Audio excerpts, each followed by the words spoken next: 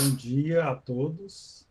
Eu agradeço bastante a presença de todos vocês e principalmente a presença do professor José Raimundo Carvalho.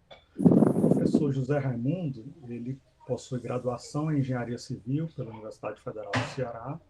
Ele possui mestrado em Economia também pela Universidade Federal do Ceará, o CAEM, e possui PhD em Economia pela Universidade Estadual da Pensilvânia, nos Estados Unidos, Penn State. Atualmente ele é professor titular da Universidade Federal do Ceará e é professor do curso tanto de graduação quanto de pós-graduação em Economia na UFC, é pesquisador 2 do CNPq e é coordenador do LECO, Laboratório de Econometria e Otimização do CAEM da UFC, registrado no CNPq.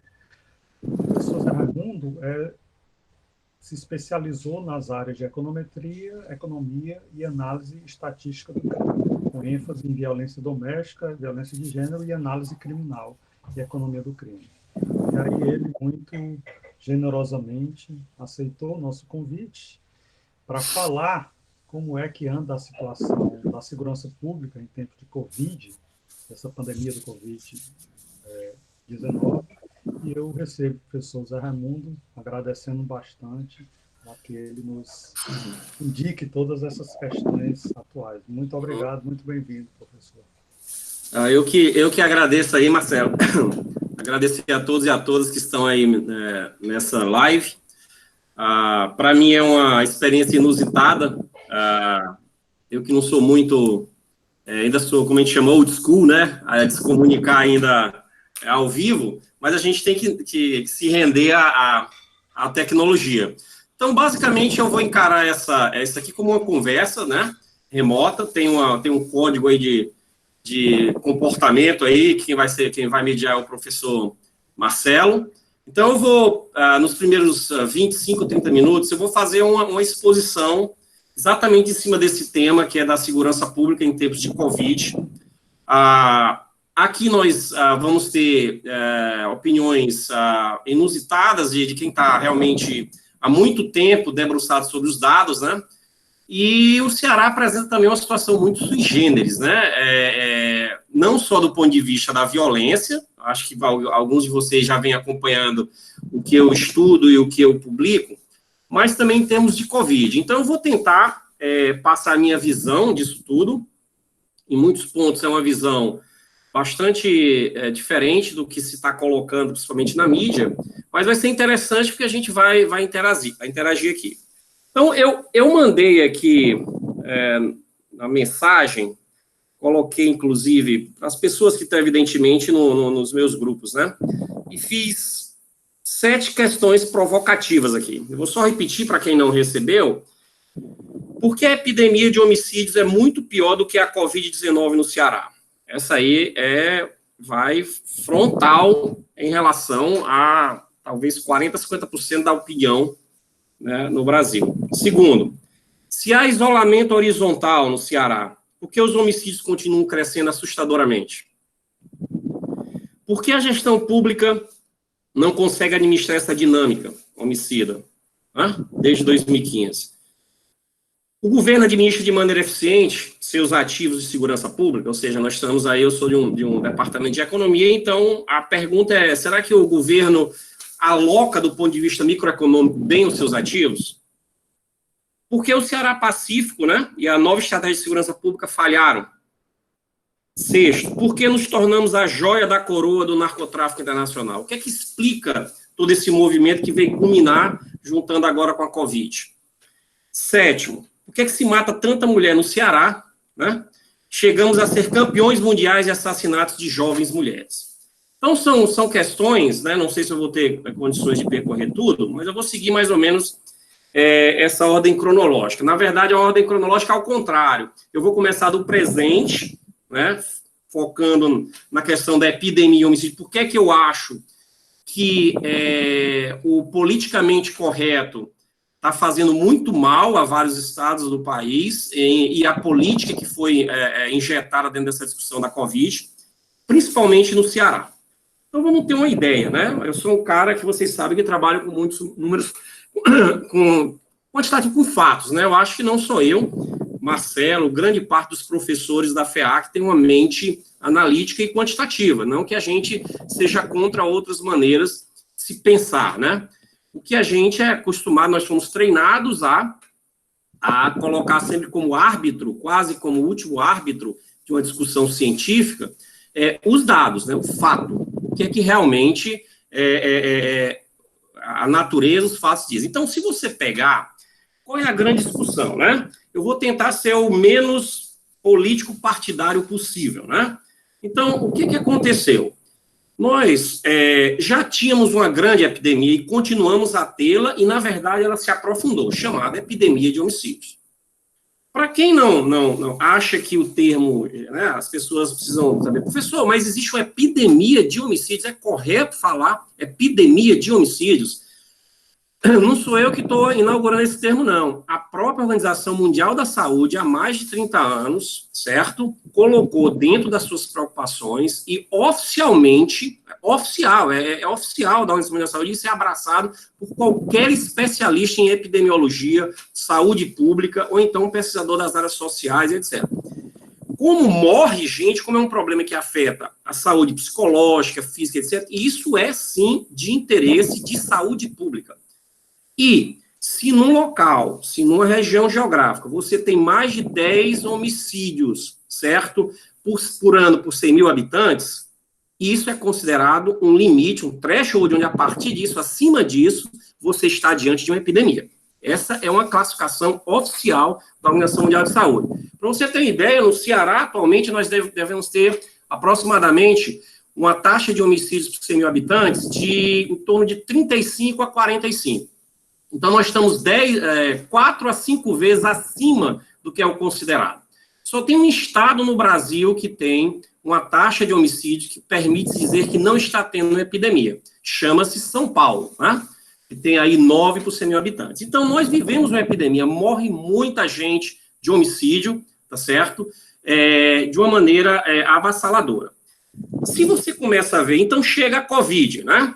Com toda aquela repercussão, que quando vocês começarem a ver, eu sugiro fortemente que vocês visitem o site chamado Integra SUS do Ceará, onde aí eu teço um primeiro elogio ao governo do estado de Ceará, pelo menos na área de saúde, estão todos os dados lá, pelo menos os que chegam no sistema. E você vai começar a comparar e vai ver coisas muito estranhas. Veja bem, por que nós estamos numa epidemia e todo o Brasil se dividiu e todo esse movimento, indo desde uma articulação política até uma articulação orçamentária, para algo que, ao comparar com o número de mortos de homicídio, basicamente é menor. Não é menor, não, é muito menor.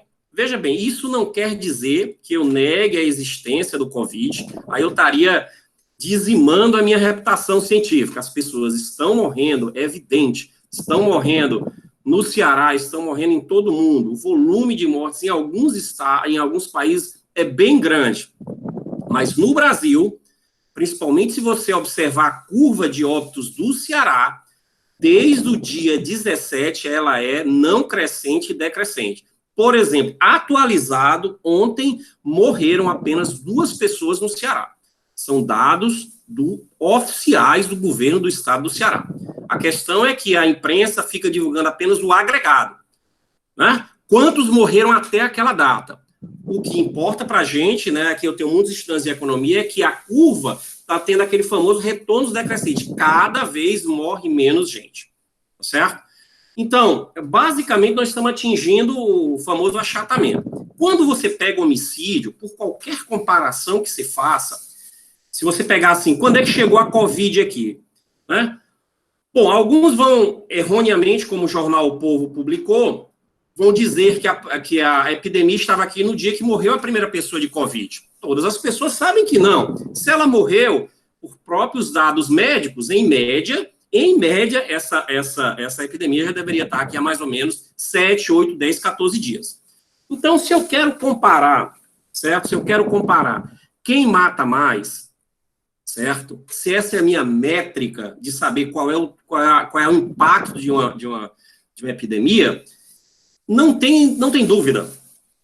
A epidemia de homicídio no Ceará mata praticamente 5 vezes mais do que a epidemia de Covid no Ceará. Ponto. Isso aqui são dados, é inegável, certo? Inegável.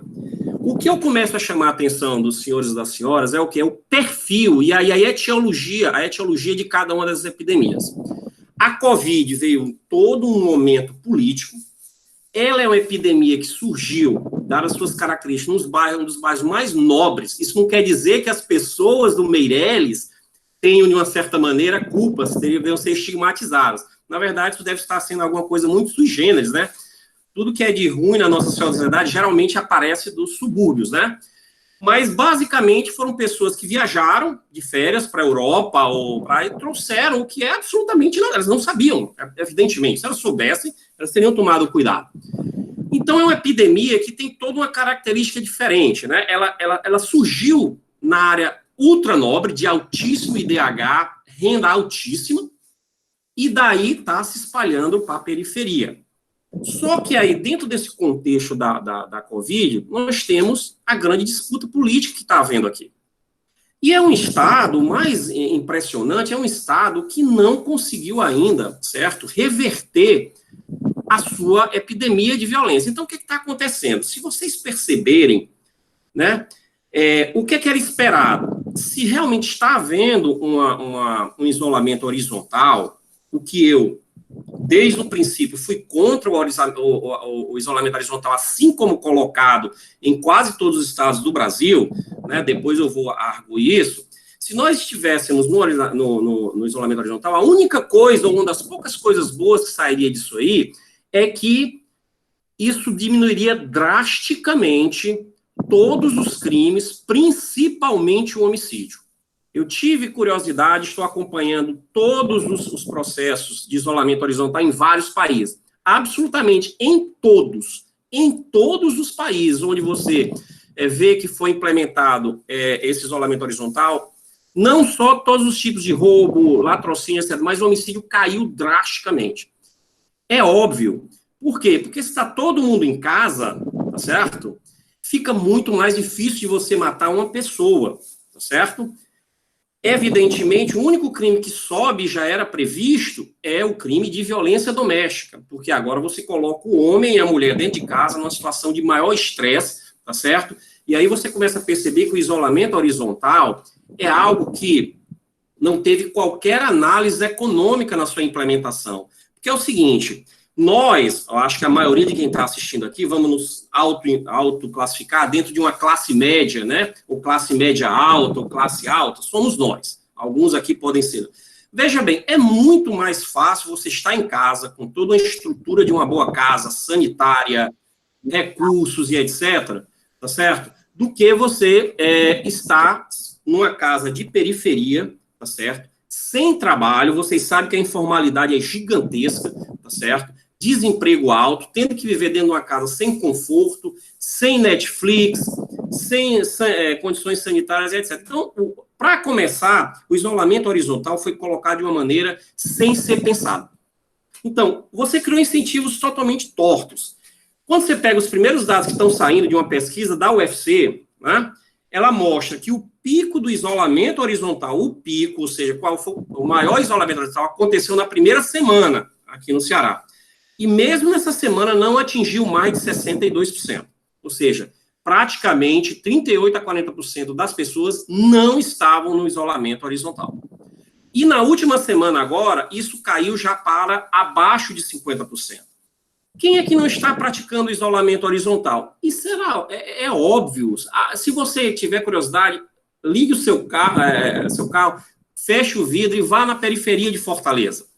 Eles não estão, mas não estão porque não são irracionais, não. Eles são ultra-racionais. O custo de ficar no isolamento horizontal para eles é gigantesco. Então, o que se criou? Por que o crime continua a aumentar e está aumentando de maneira exorbitante, né? Há 2 dias atrás, nós atingimos mais de 100 mulheres mortas aqui no Ceará.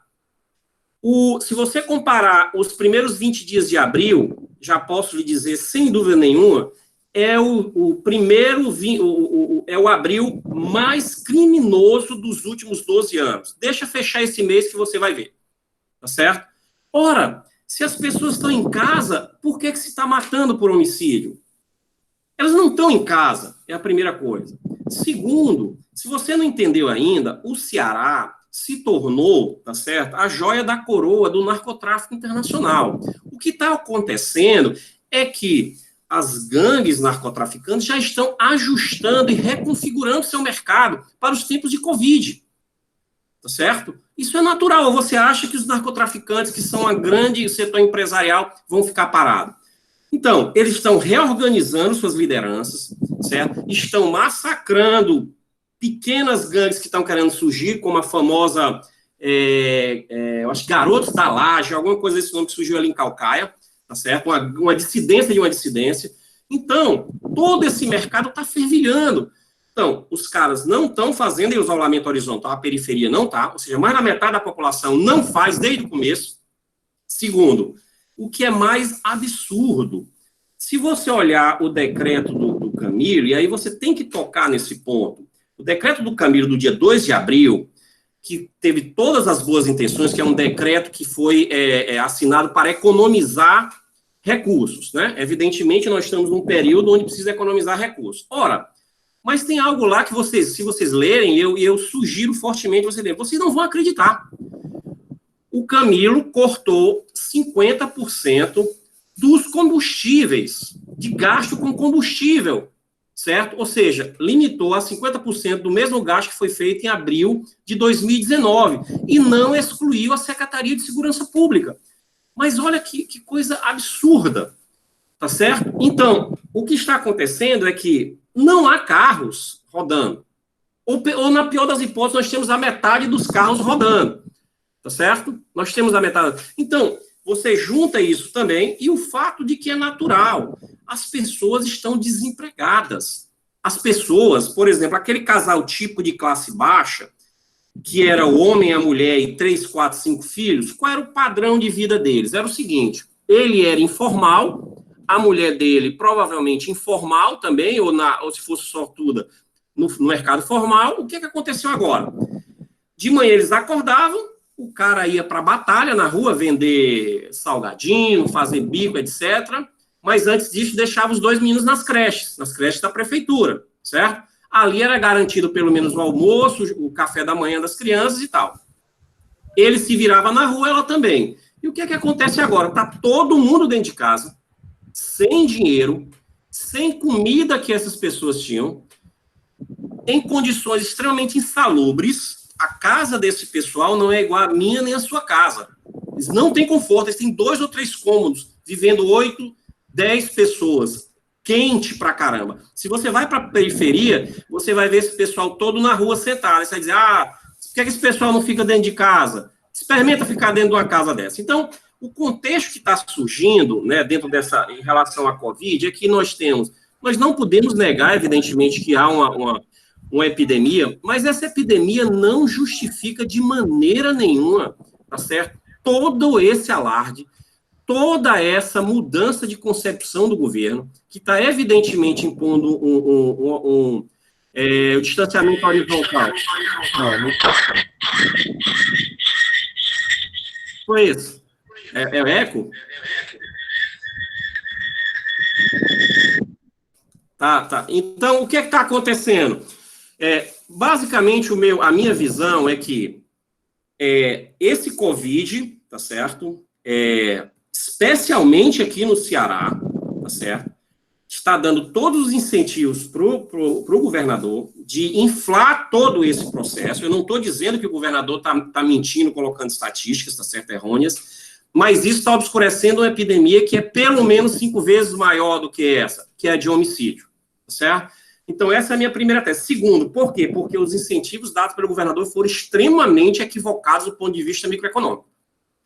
Certo? Ele botou em casa, e só quem está em casa é quem tem condições de ficar em casa, né? Funcionários públicos, pessoas que têm uma reserva financeira, classe média alta. Toda a periferia, 60%, 70% não está em casa. Terceiro, de maneira até irresponsável, ele cortou 50% do combustível. Ora, era para cortar de todas as secretarias, menos a da de saúde e a de segurança pública. Ontem eu recebi uma imagem, não é fake, Na região do Pirambu, 21 viaturas paradas por causa de falta de combustível. Você sabe o que é 21 viaturas paradas na região do Pirambu? Então, de maneira geral, a minha grande visão, eu vou já, estou concluindo aqui essa minha primeira parte, é essa. A epidemia do Ceará continua e continuará sendo a de homicídio, mas ela se banalizou tanto que a população não percebe isso, tá certo? Desde o primeiro dia que o Camilo assumiu em 2015 até agora, morreram mais de 20 mil pessoas no Ceará. Mais de 20 mil pessoas no Ceará. Tá certo? Só nesse primeiro trimestre de 2020, morreram mais de 1.100, 1.200 pessoas. Esse abril agora, repito para vocês, vai ser o pior abril dos últimos 12 anos em termos de homicídio. Só esse ano mataram mais de 100 mulheres, só esse ano no Ceará. Certo? Se você pegar a contagem da Covid, tudo bem, professor, mas você está contando desde 1º de janeiro. Mas mesmo assim, se você contar a partir da data que você quiser da Covid, que você queira, o número de mortes por homicídio está 4 vezes mais. Então, eu quero chamar a atenção, não é negando de maneira nenhuma a Covid. O problema é que nós, economistas, de maneira muito ajustada, sabemos raciocinar de maneira bastante razoável. Ou seja, se você tem 2 grandes problemas, homicídio e Covid, por que é que agora você direcionou 100% da sua capacidade para o Covid e liberou geral para o homicídio? Outra coisa, para encerrar, o isolamento horizontal, desde o início, todos sabiam que deveria ser, tá certo, muito mais inteligente um isolamento vertical, tá certo? Que deixasse os idosos, tá certo? Deixasse aqueles imunodepressivos, diabetes, aqueles grupos de risco em casa e se tentasse uma maneira de colocar a economia para trabalhar pelo menos a 30%, 40%, 50%. O que está acontecendo é que só de microempresas no Brasil, mais de 600 mil microempresas já fecharam, tá certo? O número de desempregados está absurdo. E aí as pessoas, quando você começa a argumentar disso, dizem, é porque você é um economista, você está querendo trocar vidas que nós vamos perder pela Covid por dinheiro. Não, nós economistas fazemos o que qualquer pessoa razoável faz numa situação de crise. O trade-off não é entre vidas do Covid agora e sobrar mais dinheiro para banco, para empresa, como as pessoas dizem. É vida agora e muito mais vida depois. É impressionante a ignorância das pessoas, elas não percebem que uma grande recessão mata muito mais do que a Covid está matando. Por homicídio, suicídio, latrocínio e toda a desestruturação. Inclusive, repica na própria capacidade do setor de saúde, tá certo? De combater a própria Covid. Então, resumindo, é isso. Nós continuamos, basicamente, a minha grande mensagem é: a nossa epidemia continua sendo homicídio. A Covid, evidentemente, existe. É até engraçado eu ter que insistir isso, mas para evitar qualquer opinião maldosa. Não estou negando, mas ela é muito menor e está se deixando muito mais claro que ela tem um impacto muito menor do que os apocalípticos números, né? O Cabeto, nosso secretário de Saúde, arriscou um número que eu não sei de onde ele tirou, 250 por dia. Até agora, eu acho que nós tivemos nem 250 mortos, juntando todos os mortos de todos os dias. Então, é isso. O Ceará continuará sendo, vai agravar o problema do homicídio, da violência, do latrocínio, tá certo? O desemprego em massa, as pessoas vão matar mais, porque elas não estão nesse isolamento, tá certo? As pessoas vão ter mais estresse, e a minha grande visão é essa. Infelizmente, essa Covid veio para aprofundar ainda mais políticas que não são bem feitas, né? Nós, basicamente, né, falando um economês, nós basicamente botamos todos os nossos recursos numa cesta, que é a do Covid, que mata muito menos, tá certo? E as estatísticas de São Paulo, impressionante, há 2, 3 dias caiu pela metade o número de mortes em São Paulo. Aí você começa a ver, cura, política pública ou é porque a Polícia Federal agora está começando a investigar isso? Porque vocês sabem disso, há 3 dias a Polícia Federal começou a investigar mortes de Covid, e elas baixaram abruptamente em vários locais. Então, infelizmente, a minha visão é que nós vamos sair muito pior aqui no Ceará. É uma tentativa que que tem um cunho político muito forte. Eu também não vou querer entrar muito nessa questão política, tá certo? Infelizmente, surgem notícias muito graves, né, que tem dinheiro, mais de 76 milhões foram repassados há 10 dias atrás, sem licitação, e os carros estão sem combustíveis da polícia. Então, essa é a minha primeira visão. Eu acho que, ao longo da discussão, eu posso esclarecer mais algumas coisas. Obrigado, Marcelo. Acho que dá para dar uma ideia inicial. Muito obrigado. Essa foi uma iniciativa do PET Economia para tentar aproveitar a quarentena para que os professores possam nos esclarecer suas áreas de pesquisa e suas áreas de especialidade. E a gente agradece muito ao professor José Raimundo por a sua disponibilidade. E agora a gente vai abrir para que vocês façam perguntas, né? A ideia das perguntas é, quem não quiser falar, pode escrever no chat e a gente lê. E quem quiser falar pode momentaneamente abrir o microfone só para fazer a pergunta e logo depois fechar o microfone para que a gente possa ouvir a resposta do professor Zé Raimundo. Ok? Então, a primeira pergunta acho que é do Márcio. Se o Márcio quiser fazer a pergunta abrindo o microfone, pode ficar à vontade. Se não, acho que basta eu ler a pergunta no chat, aí o professor Zé Raimundo responde. E aí, Márcio? Márcio Bezerra, você quer falar? Ah, tá ok, então vou ler. O Márcio Bezerra perguntou o seguinte, professor Zé Raimundo.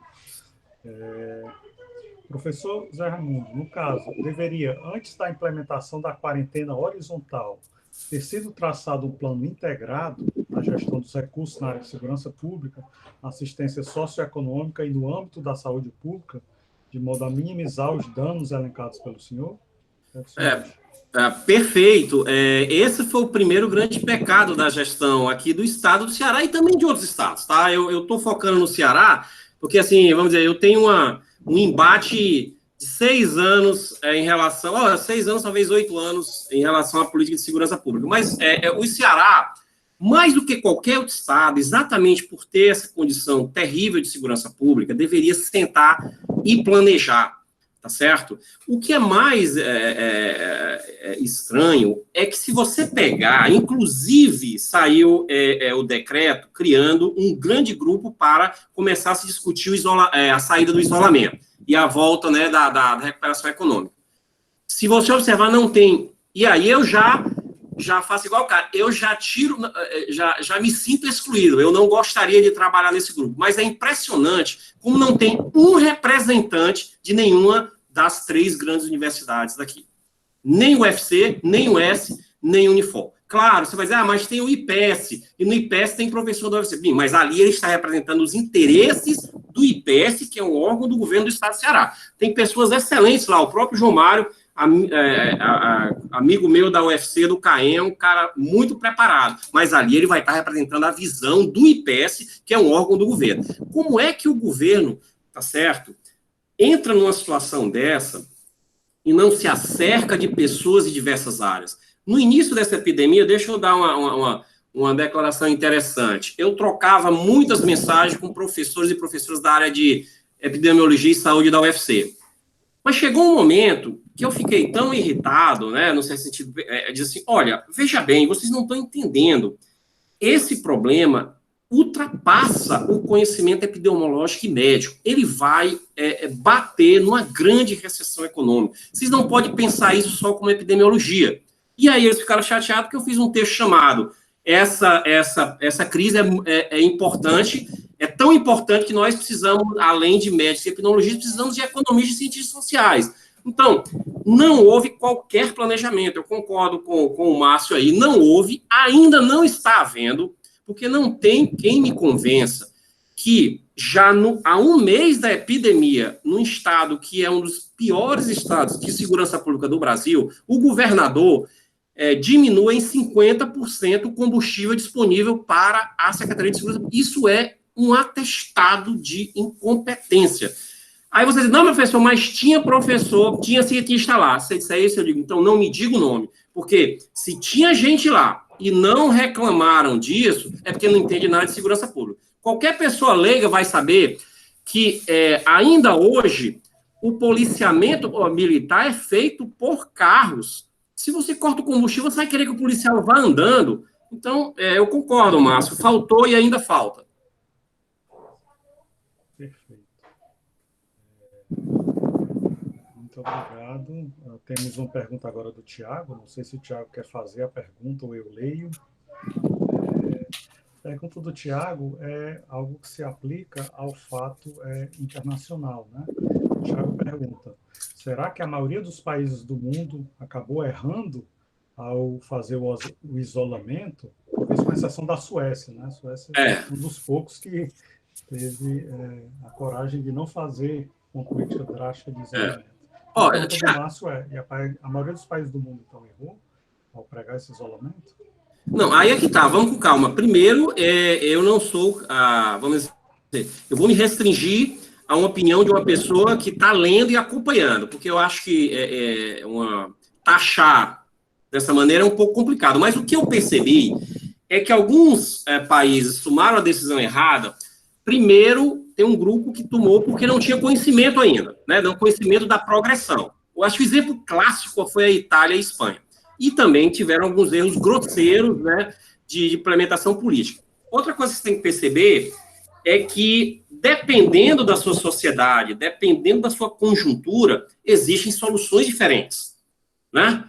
Existem soluções diferentes. A Coreia do Sul fez algo que muito bom. Singapura também. Suécia, como o próprio Marcelo falou, tá tranquilo. Tá certo? Já você pega os Estados Unidos, né, um país extremamente rico, e de uma medicina altamente desenvolvida, ele recebeu o baque. Agora, por outro lado, também você tem que perceber, e é isso que a mídia, infelizmente, nos leva para um lado ruim, é que também você não pode comparar a velocidade de propagação de uma epidemia dessa num país como os Estados Unidos, que é um país absolutamente aberto, e uma malha gigantesca mundial, tá certo? Com um país menor. Eu não estou querendo aqui defender o Trump, não, tá entendendo? E outra coisa, você pega, por exemplo, o exemplo do Brasil, fizeram um estardalhaço gigantesco, tá certo? Aquelas previsões daquele rapaz lá do Imperial College, que eu acho que assim que terminar a epidemia, ou daqui a um mês, o dean dele, o reitor dele, vai dar as contas dele. Porque ele simplesmente previu um apocalipse mundial. E as pessoas compraram isso, tá certo? Então, o que eu acho é que a Itália e a Espanha foi muito também em cima porque você também teve país, a França também teve um baque grande, tá entendendo? Na França. A própria Alemanha começou, mas se recuperou rapidamente, tá entendendo? Aí você pega um país como Israel, que praticamente não morreu ninguém em Israel, tá entendendo? Então, assim, resumindo a tua pergunta, eu diria assim que posso estar errado, mas nós tivemos países tomaram decisões erradas. Por quê? Não tinham conhecimento, então aí você minimiza. Alguns tomaram porque ouviram as pessoas erradas, tá certo? E alguns poucos tomaram medidas de grande sucesso, como a Suécia, a Coreia do Sul, Taiwan. Tem um paizinho que eu esqueci o nome na África, ali perdido, que um cara lá, um médico jovem, comprou a briga e disse: eu vou aplicar a hidrocloroquina. O cara, só morreram 2 pessoas lá. E também tem a questão que estão dizendo que a temperatura... Então, resumindo, houve muito erro, cara. A Organização Mundial da Saúde não coordenou os esforços, tá entendendo? Botou a questão altamente ideológica, tá certo? O foco ficou sendo o mundo todo contra os Estados Unidos e o Brasil. Interessante isso, a mídia aqui em peso, tá certo?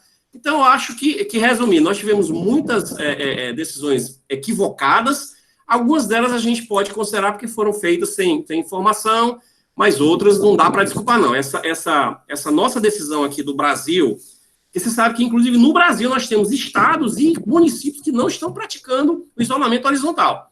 Eu acho que a decisão dos governadores do Nordeste foi absolutamente equivocada e fizeram isso porque dependem fundamentalmente da aprovação do famoso fundão. Se esse fundão não for aprovado do jeito que eles querem, ou seja, sem contrapartida, que é um absurdo, porque você vê o seguinte: o Supremo Tribunal Federal disse que a autoridade é dos governadores. Ok, então cada um toma... Agora, os governadores querem o dinheiro. Veja bem, isso é uma contradição. Eu te dou a prerrogativa de decidir o teu destino e, ao mesmo tempo, em economia, como a gente chama, isso vai te dar um moral hazard. Eu te dou o dinheiro. Eu digo o seguinte, olha, Marcelo, tu vai tomar uma grande decisão. Mas, Marcelo, o que você fizer, eu cubro. Ora, não só o Marcelo ou eu, qualquer um de vocês, está feito um seguro de qualquer coisa. Então, qualquer bobagem que eu fizer, vai ter governo federal. Então, nós estamos numa situação dessa, tá? Ok, muito obrigado, professor Zé Raimundo. Agora a pergunta é do Luan. O Luan pode, talvez, abrir o microfone e fazer a pergunta ele mesmo. É porque é grande essa pergunta, hein, Luan? Uma pergunta grande. Você não quer fazer a pergunta? Pode falar. Eu vou ler aqui porque eu leio melhor do que eu falo. Então, o senhor traçou um paralelo entre a epidemia de homicídios e a de Covid-19, focando na mortalidade. Mas eu acredito que o foco deveria ser na taxa de ocupação de leitos hospitalares e UTI. Porque, olhando por essa ótica, a Covid-19 interna bem menos do que a violência. Dando aqui algumas novas estatísticas que estão surgindo, esses novos estudos de teste de imunidade, eles sugerem que a taxa de mortalidade, no caso, é 0,1%.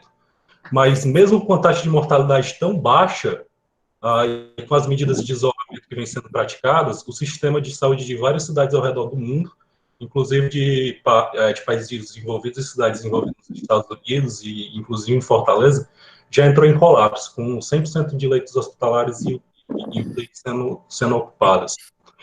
Então, olhando por essa ótica, o que o senhor mudaria na sua análise? Boa pergunta. Eu fui atrás de ver isso. Primeiro, eu fiquei impressionado, porque dizem... as informações são muito conflitantes. Mas se você entrar no site, novamente, eu sugiro fortemente que todos os alunos e alunas que estão me ouvindo, vá lá, porque vale a pena. O tempo médio de permanência, e aí não ficou claro para mim se era permanência geral ou permanência em UTI, aqui no estado de Ceará, por causa de Covid, é 5, 6 dias. É a primeira informação que eu quero dar, certo? Eu não sou médico, então não posso falar, mas deixa eu te dar um exemplo do que é que acontece. Aí a gente vai ter que expandir, né? A gente vai não só falar de homicídio, mas vai falar de pessoas que são atacadas, leva tiro, facada e ficam no hospital. Ou seja, para quem não sabe, eu não tenho dados precisos, mas uma parte considerável das estatísticas de homicídio, inclusive, eu me lembro, eu trabalhei 4, 5 anos, era o chefe de análise criminal na Secretaria de Segurança Pública, fechava o mês, nós esperávamos mais ou menos 8, 10, 12 dias do outro mês para divulgar as estatísticas do mês passado. Por quê? Porque depois disso, muitas pessoas morriam nos hospitais, porque tinham sido o quê? Vítimas de tentativa de homicídio, que depois da sua morte passou a ser um homicídio. Então, Luan, do mesmo jeito que a Covid ocupa leito, tá certo? O homicídio ocupa. E você me deu uma boa deixa. Eu vou pesquisar para ver se eu consigo ter uma média, uma mediana de ocupação de leitos por pessoas que foram vítimas de tentativa de homicídio. Mas olha, eu posso estar enganado. Mas um cidadão que leva 2, 3, 4 tiros, ou leva várias facadas, tá certo? Etc., ele deve ficar um bom tempo, tá certo, de UTI. Eu não sou médico, então não posso dizer. Mas eu acho que é a primeira coisa para contrapor isso. Segundo, até hoje, aqui no Ceará, as opiniões estão desencontradas, tá certo? Há uns 5, 6 dias atrás, o governo anunciou 100% de ocupação das UTIs. No mesmo dia, 2 jornais deram notícias conflitantes. Um dizia 100%, outro dizia 40 e poucos por cento.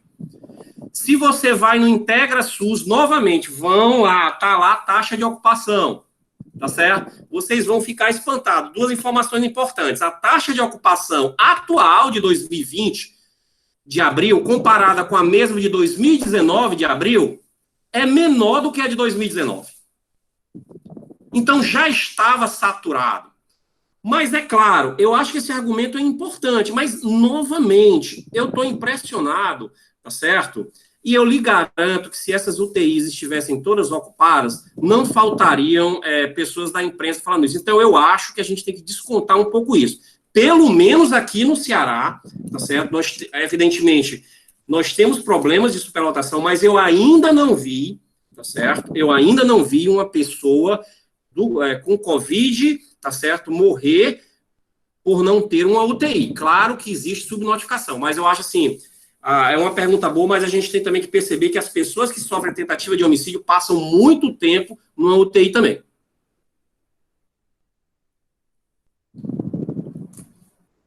Muito obrigado, professor Zé Raimundo.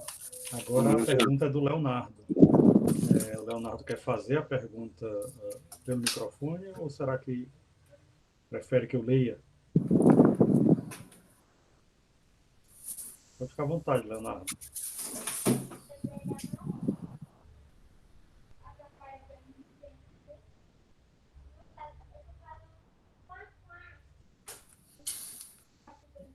Bem, vamos lá, Leonardo.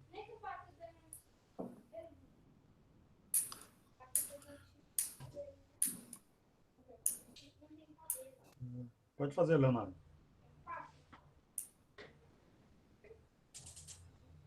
Acho que nós não estamos ouvindo você, Leonardo.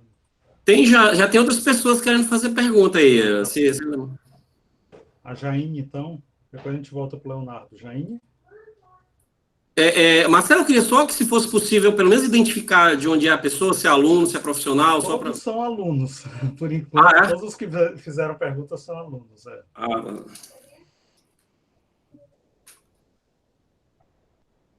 Então, vamos lá. Eu vou então ler a pergunta do Leonardo, já que ele está tendo um pouco de dificuldade. É o seguinte, o Leonardo escreveu. Professor José Raimundo, as mortes por dia da Suécia atingiram o pico há 14 dias e caíram quase ao chão, o que parece ser uma definição de sucesso. O que nós podemos aprender com Suécia, Países Baixos e outros países que enfrentaram essa pandemia do coronavírus sem isolamento horizontal? Será que eles tomaram a decisão errada ao arriscar a vida das pessoas, ou fomos nós que tomamos a decisão errada ao basear as nossas políticas de isolamento horizontal em países onde houve um semi-apocalipse, como Itália e Espanha? Eu venho acompanhando e li até o link que o Marcelo me mandou ontem sobre o que está acontecendo na Suécia. Agora a gente tem que ter só calma. É o seguinte, os países escandinavos, eles têm, primeiro, um excelente sistema de saúde pública, né? Segundo, tem uma população absolutamente educada, extremamente educada, e uma coisa impressionante, eu só conheci um país, né, que foi a Suécia. Eu tive há mais ou menos um ano atrás, fui chamado para dar um seminário na Suécia e fiquei encantado. Uma das coisas que mais me encantaram, e aí vai ser difícil a gente ter isso na América Latina, no Brasil, é como o sueco ou a sueca acredita nos seus governantes, no Estado e no governo. É impressionante. Assim, não é uma fé cega, né? É uma fé, uma crença racional. Ele acredita porque a sequência de governantes, né, de políticos, fazem o que dizem e geralmente fazem o bem da população. É impressionante. Essa é uma primeira característica, né? Não é aquela fé de idolatria cega, né? Os políticos suecos, a camada governamental é de altíssimo nível e realmente não tem muita corrupção, vê o bem comum. Então, isso muda muito, porque você consegue coordenar. Um grande problema numa epidemia dessa é um problema de coordenação, que nós estamos vendo que o Brasil está perdendo. Ora, imagina se na Suécia o governador de um local, ou o presidente, ou o primeiro-ministro, não me lembro mais agora não me lembro mais. Aliás, não, é uma monarquia, não é isso? Mas eu acho que nem o rei ou a rainha entra aí, seria o primeiro-ministro. Dissesse, olha, é isolamento horizontal. A partir de amanhã, eu garanto, meu amigo, que ninguém sairia de casa lá. Não é que ninguém sairia de casa com medo de sanções, não.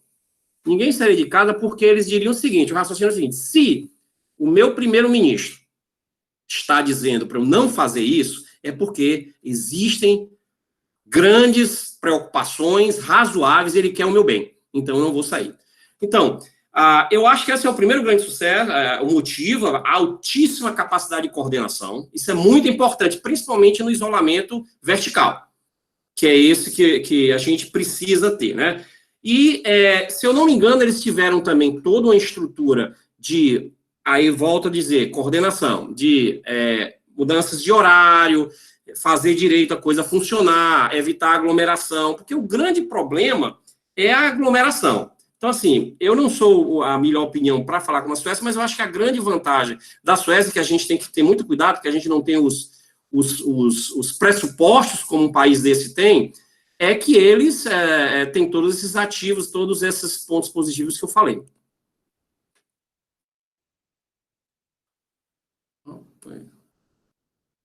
Eu não estou ouvindo, não.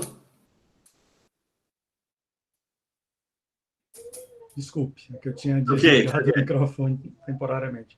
Deoclésio, se você quiser fazer a pergunta, pode fazer. Claro. Obrigado, professor. Primeiro, agradecer a oportunidade de estar falando com vocês. Eu cheguei um pouquinho atrasado.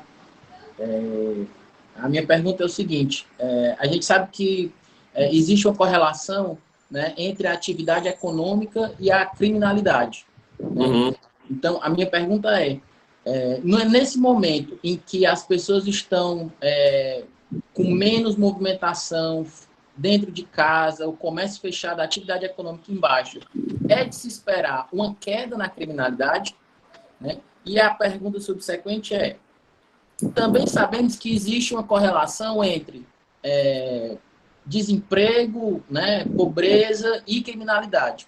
Como a gente consegue fazer, né? Acho que, inclusive, essa é a dificuldade do governo hoje, né? De colocar na balança, né? É melhor a gente ter uma queda na atividade econômica hoje, né? Para salvar vidas, né? Mas depois ter um problema de desemprego, de pobreza, e isso gerar um aumento da violência no momento seguinte, né? Então, são essas duas coisas. A relação que temos hoje, menor atividade econômica e redução da criminalidade, e no momento futuro, continuando o isolamento, uma pobreza, uma dificuldade decorrente da depressão econômica e o aumento da violência no futuro. Esse é o meu questionamento. Apenas para colaborar com a pergunta do colega anterior, eu tenho alguns amigos que moram na Finlândia, né, brasileiros inclusive, e eu tenho conversado com eles, e logo no começo do período de isolamento, eles me disseram: Deoclésio, aqui na Finlândia, o governo não precisou decretar que nós ficássemos em casa. O governo apenas recomendou, né? Então, está todo mundo dentro de casa, o comércio não precisou fechar, porque as pessoas não estão indo ao comércio, né? Elas estão em casa apenas porque o governo fez essa recomendação. Né? Então, apenas para colaborar aí para a pergunta anterior. Obrigado, ok. Deoclésio, boa pergunta. Eu tinha comentado, mas aí eu vou reforçar. Sim, claro, existe uma correlação entre criminalidade e atividade econômica. Só que, o que está acontecendo no Ceará? Os crimes, vamos dizer assim, de motivação econômica, né, roubo, até o latrocínio mesmo, que tem uma motivação certa econômica, roubo, furto, roubo à farmácia, esses despencaram, pelo simples fato de que está tudo fechado, certo? E aí você esperaria que o homicídio caísse também. O problema é que o isolamento horizontal não está sendo praticado, isso é fato, dados já coletados por um pessoal da UFC, que fez o tracking de mais de 2.000 celulares. E eles têm esses dados, eu estou curioso para botar a mão nesses dados. Então, o que aconteceu é o que a gente já sabia. O isolamento, quem está praticando é a classe média, média alta, e quem não está praticando, 60% ou 70% da população, que é o povo pobre. E é lá que, com todo cuidado, mas a gente tem que dizer, é lá que ocorre a maioria esmagadora dos homicídios. Tá certo? Então, o Ceará está sui generis. O Ceará não, outros estados também no Nordeste estão sendo a mesma coisa. A criminalidade explodiu, a criminalidade pessoal, ou seja, homicídio, e os outros crimes caíram. Mas violência doméstica também aumentou. Agora, concorda, há um dilema curto versus médio e longo prazo. Esse é o dilema. Esse é o dilema que o governo do estado do Ceará deveria ter encarado de maneira séria, de maneira alvissareira, de maneira corajosa. Mas aí tem um grande complicador, Deoclésio, que Nós estamos no ano eleitoral e nós temos uma conjuntura política de rebanho no Brasil. O que é que os governadores deveriam fazer? Deveriam fazer uma baita de uma comissão científica e dizer o que é a Covid, o que é que ela representa, uma comissão multidisciplinar, quais são os impactos médicos, epidemiológicos, sociais e econômicos, o que é o curto versus o longo prazo. E vamos articular. Não fizeram isso. Eles tocaram um isolamento horizontal. Inclusive, o Camilo, há 2 semanas atrás, ensaiou uma saída do isolamento horizontal e a emenda foi pior do que o soneto. Ele oficialmente disse que ia sair, 3 horas depois, parece que ele levou um puxão de orelha do Tasso Gereissati, tá certo? E voltou atrás. Então, mostra uma fragilidade grande de planejamento no momento. Esse momento que nós estamos vivendo é único em todos nós que estamos vivos hoje. Vamos levar uma lembrança, a não ser que tenha uma nova pandemia dessa daqui a 2 anos, mas todos nós hoje estamos vivendo um momento único em todas as nossas vidas. Jamais a população, os estados, os governos foram desafiados de uma maneira tão única. E eu fico muito impressionado que um desafio único na vida de todos os estados está sendo administrado de maneira tão irresponsável, às vezes, como está sendo em alguns estados do Brasil. Obrigado, professor. Para complementar, eu acho que isso daí é o reflexo de que, historicamente, né, o poder público não utiliza a ciência, especialmente para usar em dados em termos mais modernos. Né? Por exemplo, o estudo da análise de dados, de bases confiáveis e de cientistas aptos a fazer esses estudos para auxiliar nas tomadas de decisão. Muito obrigado. Dina, deixa eu só complementar uma coisa importante. Eu sou da Universidade Federal do Ceará e eu pertenço a uma pós-graduação, o CAEM, tá certo? E eu fui um dos caras que no começo disse, pessoal, é o seguinte, todo mundo está sendo desafiado, todos os cientistas, isso tem um impacto econômico gigantesco. Nós somos a pós-graduação, nós temos 50 anos de CAEM. Mas é impressionante como a própria estrutura oficial de ciência também não deu o seu passo. O que é que aconteceu, então, no Ceará especificamente? A discussão ficou só entre os epidemiologistas e os médicos. Nada contra, é fundamental isso aí. Chegou ao ponto, inclusive, que um departamento do curso de medicina lançou um documento defendendo o isolamento horizontal. Ok, é a posição deles. Parabéns, porque como cientistas, eles falaram. Mas no documento deles tem uma linha falando sobre os impactos econômicos. Eles basicamente falam, olha, sim, nós sabemos que tem impacto econômico, mas o principal é salvar vidas. Cara, esse conceito de salvar vidas está sendo utilizado de uma maneira até irresponsável. Ou seja, quem não defende isolamento horizontal agora está sendo estigmatizado como uma pessoa que troca dinheiro por vida. Isso é um absurdo. A aritmética que nós fazemos é vida por mais vida. A nossa ética que a gente está trabalhando de economia, nós não trocamos 100 vidas, deixa morrer 100 porque nós vamos economizar 1 bilhão. Não é isso, isso é antiético.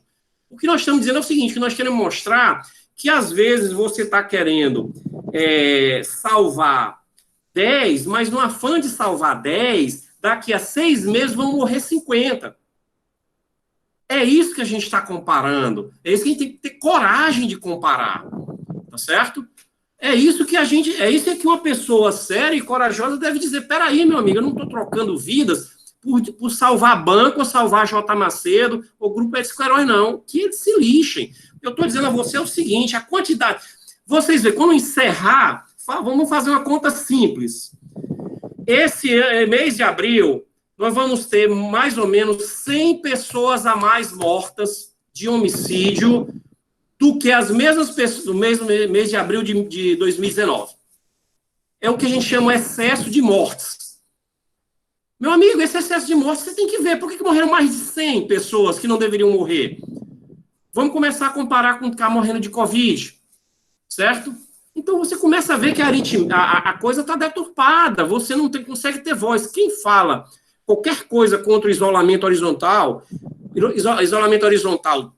burro, que está sendo feito no Ceará, onde nem a metade está no isolamento horizontal, as pessoas têm que começar a perceber que você precisa falar, né? Mas a maioria dos professores com exceção de poucos aí, o Marcelo, alguns poucos, estão em casa assistindo Netflix, limpando o cloro da piscina, tá certo? Fazendo churrasco, e aí vai pedindo que o miserável fique dentro de casa, cara. Não dá, meu irmão.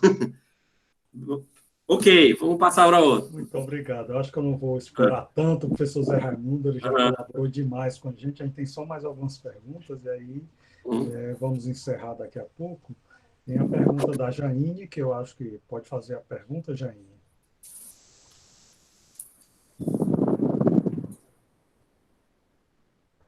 Pode abrir o microfone e fazer a pergunta, Jaine.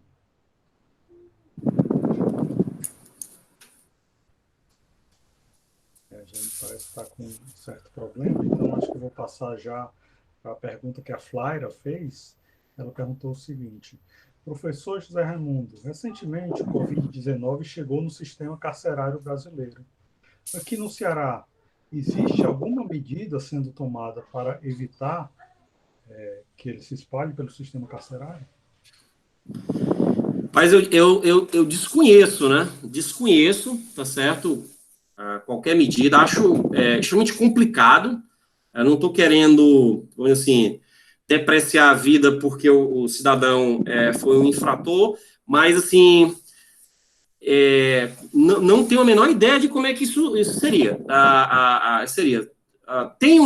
Tem uma questão, a única coisa que eu vejo, que aí seria bastante difícil, é você fazer, vamos dizer, um ultra lockdown horizontal dentro da cadeia, mas aí você arrisca ter uma rebelião. Porque se os famosos banhos de sol, aquela 1 ou 2 horas que eles têm solto, né, para exatamente desestressar, tu imagina deixar esses caras dentro da cela deles 24 horas, 7 dias por semana. Porque qualquer outra coisa que você for pensar vai ter uma resistência tão grande política, né? Porque as pessoas vão explodir em cima do governo. Eles vão dizer, peraí, se você não está conseguindo nem salvar, isolar a gente, salvar, o que você vai cuidar do presidiário? Então, essa área é muito, muito complicada, tá certo? Resumindo, não conheço e duvido que se vá fazer alguma coisa. Duvido porque é muito complicado.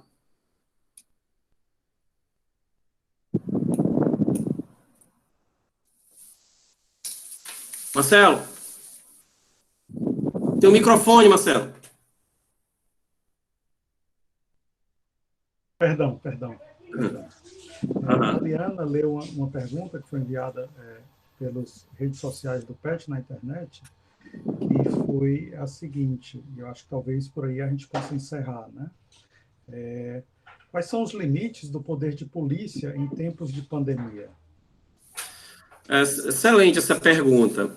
Deixa eu também, e aí eu te digo com muita tranquilidade, porque quando eu fui o analista-chefe na Secretaria de Segurança Pública, analista criminal e estatístico, eu tive o cuidado de como ele diz, ir para o chão da fábrica, ou seja, de conhecer a polícia como ela é no dia a dia, não ficar só no gabinete ou na central. Rapaz, vamos fazer igual a música dos Beatles, né, que traduzindo imagine você, picture yourself, né, vamos dizer o seguinte, tu é um policial tá num carro e começou a policiar primeiro dia da Covid, certo? Me diz uma coisa, até agora, se chegou equipamento para a polícia militar, devem ter chegado algumas máscaras e algumas luvas. Por que eu digo isso? Porque um item mais essencial do que isso nunca chegou, que são os coletes à prova de bala. Hoje, se você fizer hoje ou há 6 meses atrás ou há 3 anos atrás, se você fizer uma análise dos coletes à prova de bala da Polícia Militar do Ceará, você vai encontrar cerca de, no máximo, certo, 60% deles estão funcionando. Os 30% a 40% estão vencidos. Se você não sabe, colete à prova de bala vence. Tá certo? É igual um produto. O que significa dizer, se você botar um colete à prova de bala vencido, é a mesma coisa que você botar uma camisa. A bala passa. Tá certo? Na época que eu estava na Secretaria de Segurança Pública, eu tinha alguns amigos meus, evidentemente não vou dizer o nome, que iam para a rua com 2 coletes, um em cima do outro, 2 coletes vencidos para ver se seguravam a bala. Tá certo? Ora, Então você é um policial agora e tá aquele furdunço todo, como é que pega, não pega, se fala, não pega, se soa, pega. E aí tu tá policiando e o cara diz, ação, vamos entrar ali no Pirambu, ou então na Baixa da Jumenta, aqui perto do PC. Vamos correr atrás de bandido. Me diga uma coisa, sinceramente, cara, vamos ser realistas. Você vai correr atrás de um cara daquele, se esgueirando, se batendo, se segurando, se agarrando com um cara daquele? Então é o seguinte, rapaz, a questão é que cada indivíduo na nossa sociedade, tá certo? Ele tá reagindo de maneira a controlar o seu risco.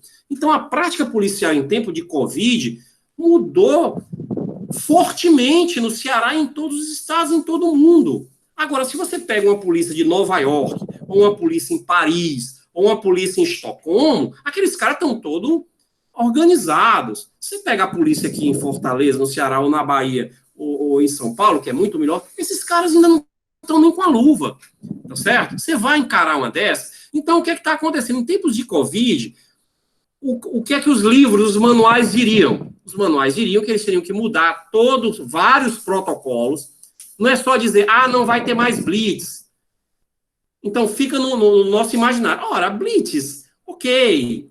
Mas o que é o dia a dia do policial? É o confronto, principalmente a polícia militar. Nós não estamos falando da polícia civil, que é investigativa. É algo que vocês têm que ver importante. A polícia civil, ela basicamente não deveria mudar a prática dela, porque ela é uma polícia investigativa, ela fica investigando, ainda que tenha campanhas, que vá para a rua, mas ela é uma polícia que não tem contato. Já a polícia militar é uma polícia de contato, de confronto, é de repressão, no bom sentido da palavra repressiva, tá certo? Então, as práticas mudaram o quê? Os caras reduziram o contato, é óbvio.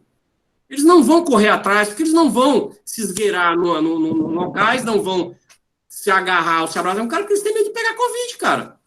Então, resumindo e chegando para a pergunta, em tese deveriam mudar as nossas práticas, as nossas abordagens, os nossos protocolos, mas operacionalmente a grande mudança é muito simples. A gente descreve numa gíria policial. Os policiais não estão indo para cima. Claro que não, porque eles não têm os itens de proteção. Muito obrigado, professor. Agora nós vamos encerrar, talvez, a última pergunta e suas considerações finais. Uhum. A Jaine perguntou a respeito do tema da violência doméstica. Ela disse, sabemos que nesse período de quarentena as vítimas estão mais tempo em contato com seus algozes, sabemos também que o consumo de bebida alcoólica aumentou. Minha pergunta, então, seria, até que ponto o senhor acredita que a política pública de controle de venda de bebida poderia ser eficaz na redução de crimes domésticos? E quais outras medidas poderiam ser adotadas? A questão da violência doméstica subiu em todo canto do mundo por causa da Covid. E se há uma unanimidade, a não ser aqui no Ceará, que o secretário de Segurança Pública passou a comparar não mais com o mesmo mês do ano passado, mas com o mês anterior. É um absurdo, mas eu não vou entrar, não vou dar ibope para o secretário de Segurança Pública. Aumentou aqui de maneira exorbitante. Isso era esperado, porque um dos maiores problemas da violência doméstica é se você coloca o marido ou o companheiro e a mulher convivendo num ambiente de estresse em casa. Volto a dizer, antes da Covid, né, o que é que acontecia? A não ser que o cidadão estivesse desempregado e a mulher também, o que é que acontecia? Essas duas pessoas só se viam rapidamente de manhã, até tomarem o café da manhã, e pelo menos o cara sair para o trabalho, ou para a formalidade ou informalidade, e depois só se viam no final do dia. Esse é o comum, não só de pessoas pobres ou classe média alta. A gente se vê de manhã, talvez aqueles que têm mais condições almoçam em casa, mas é raríssimo, e voltam no final do dia. Hoje essas pessoas estão convivendo 24 horas. Além disso, estão desempregadas. Além disso, todos os filhos estão lá dentro. Então, aumentou, sem dúvida. Bebida. A política de venda de bebida vai depender pra caramba. Como é o nome dela que fez a pergunta, Marcelo? Jaine? Olha, tem uma relação, evidentemente, com o consumo de álcool e a violência doméstica, tá certo? Agora, o que a gente tem que saber é o seguinte, muitas políticas, muitas ideias são bem interessantes, mas quando chega na hora de implementar, elas se tornam extremamente complicadas num país como o Brasil. Por exemplo, novamente, eu me lembro quando eu estava na Secretaria de Segurança Pública, e nós dizíamos, suponha que nós quiséssemos fazer uma lei seca, a partir de 8 horas da noite, nenhum bar vende bebida alcoólica. Isso seria extremamente contestável, certo? Seria, primeiro, muito difícil, tá certo? E aí eu disse, secretário, deixa só no papel eu ver se isso poderia ser feito. Sabe qual foi a nossa primeira surpresa? A nossa primeira surpresa é o seguinte, que 60% do consumo de bebida alcoólica ocorre em locais que não estão em nenhum cadastro, tá entendendo? Nem do Estado, nem do governo federal, nem da prefeitura, nada, não estão. Então a gente não sabe nem onde está. Você tem que ser do bairro para saber onde está, aquela biboquinha, aquele cara naquele carrinho e tal. Como é que você vai proibir isso? Então, infelizmente, tá certo?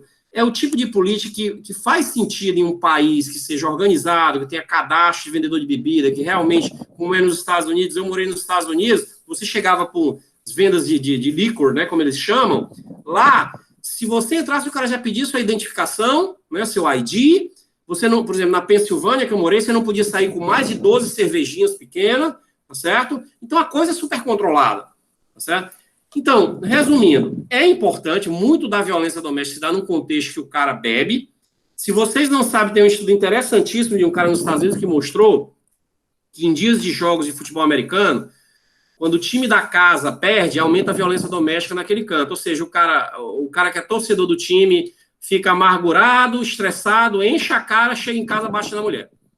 Então, realmente tem esse link, mas assim, eu vejo como uma política interessante, mas é o tipo de coisa, é uma política interessante, mas extremamente difícil de ser viabilizada. O que é que o Brasil faz? Tenta fazer a mesma coisa que ele faz com o consumo de cigarro, tenta sobretaxar. Mas aí você vai pegar todo mundo. Será que vale a pena, né, sobretaxar? Então, é complicado. É interessante, mas do ponto de vista de implementação, é muito difícil. Muito obrigado, professor Zé Raimundo. Nós temos algumas perguntas a mais, mas nós já exploramos toda a sua vivacidade, a sua expertise, a sua capacidade de trabalho. Vamos agradecer. Se eu puder, talvez eu possa passar essas perguntas por e-mail para ver a possibilidade. É o seguinte, eu vou ser muito sincero aqui, eu vou ser muito sincero logo. Não passe, não, porque é melhor é o seguinte. Demais, né? Mas eu me disponho a fazer um novo Skype. Por Skype, eu poderia responder. Eu não vou mentir, dizer que passe, vou ler todas e tal. Eu não vou ler nenhum. Então... Muito obrigado. Então, eu queria as suas palavras finais, agradecendo o convite do PET Economia. Muitíssimo obrigado. Queria deixar aqui suas palavras finais. Também agradecer a todos os que se interessaram e dizer que esse vídeo vai estar disponível nas redes sociais do PET. Ok, primeiro agradecer. Eu tenho muita admiração, não só pelo trabalho do Marcelo, mas pelos membros do PET, né? O PET é uma espécie de uma tropa de elite de todos os cursos, né? Realmente as demandas são muito altas, acadêmicas e intelectuais, para serem selecionadas para continuar. Então, eu recebi com grande entusiasmo e aceitei na hora, tá certo? E propus também que eu acho que a universidade tem que se abrir mais. Eu digo, Marcelo, é bom que a gente abra também para as pessoas que não são do PET, tá certo? E é isso.